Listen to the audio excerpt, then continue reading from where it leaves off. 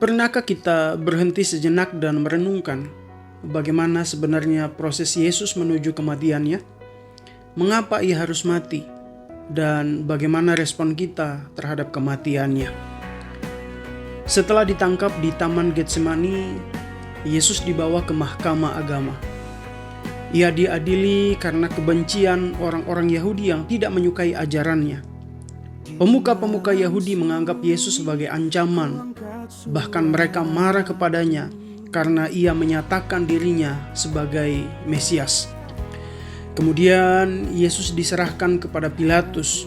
Namun Pilatus menyerahkan pengadilan kepada Herodes karena Yesus berasal dari Galilea.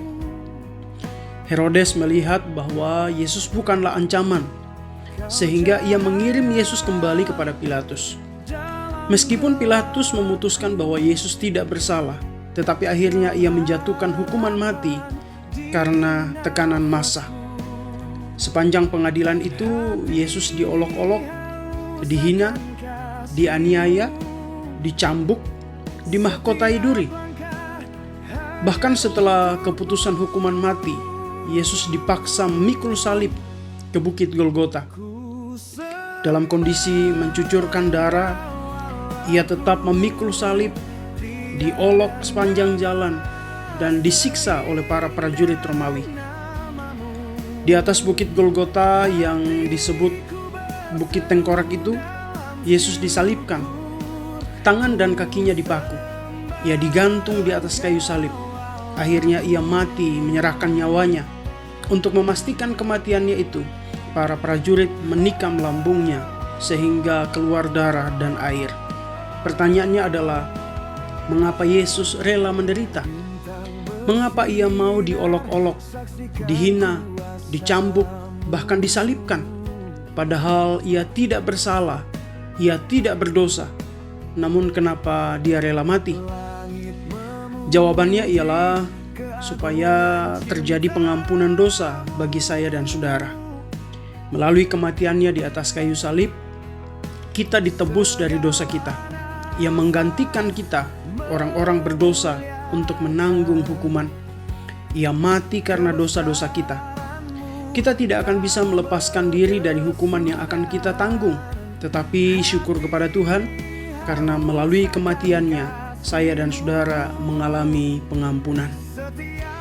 Dia yang tidak mengenal dosa dibuatnya menjadi dosa karena kita, supaya di dalam Dia kita dibenarkan oleh Allah.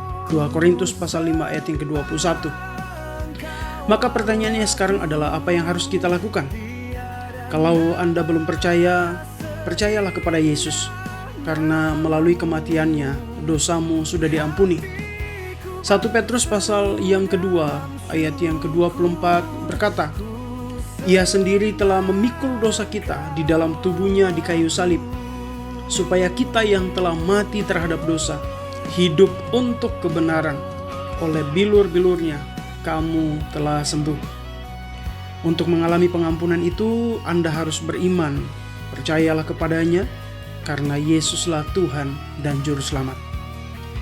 Bagi kita yang sudah percaya, mari kita bersyukur kepada Tuhan.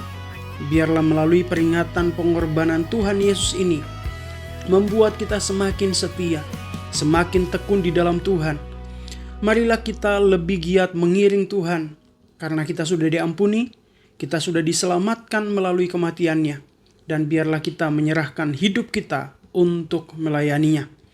2 Korintus pasal 5 ayat yang ke-15, Kristus telah mati untuk semua orang, supaya mereka yang hidup tidak lagi hidup untuk dirinya sendiri, tetapi untuk Dia yang telah mati dan telah dibangkitkan untuk mereka.